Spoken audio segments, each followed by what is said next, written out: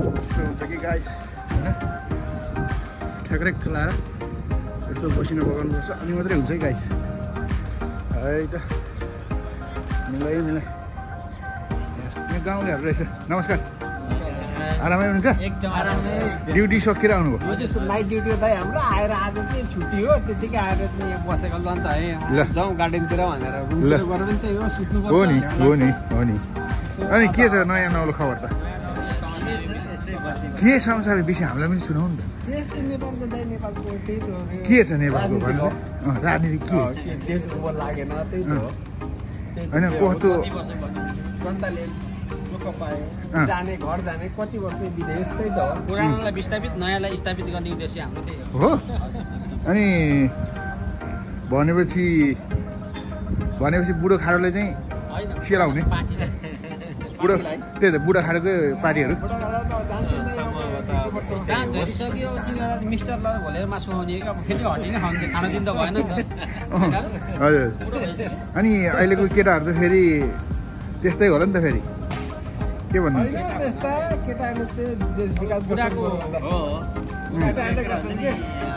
जानेले भन्दा गाँजा खानेले चाहिँ विकास गर्छन् के दुध खानेले त भ्रष्टाचार गर्छन् उहाँ गाँजा खाने चाहिँ को हो फेरि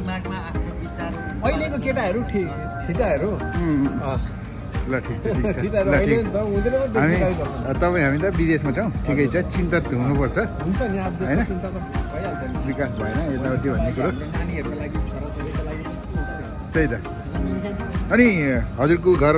चितवन होइन ए मेरो नाम सुभाष लम्सा हजुर मेरो घर चाहिँ धरान पूर्व ए धरान हर्काको सिटी हर्का सम्पन्न सिटी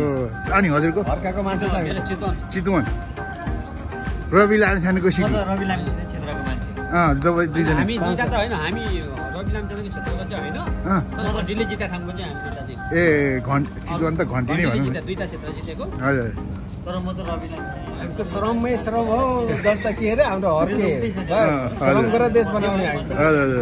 खुसी लाग्यो यहाँ हाम्रो साथीहरू हुनुहुन्छ धरान हर्काको सिटी होइन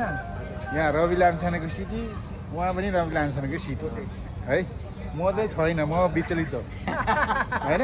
त्यस्तो होइन नि हुन्छ नि ल मैले हल्का के भन्नुहुन्छ अब केही अब होइन मैले सानो हुन्छ नि धेरै राम्रो बनाउनु पर्छ नि बनाएर हाल्नु पर्छ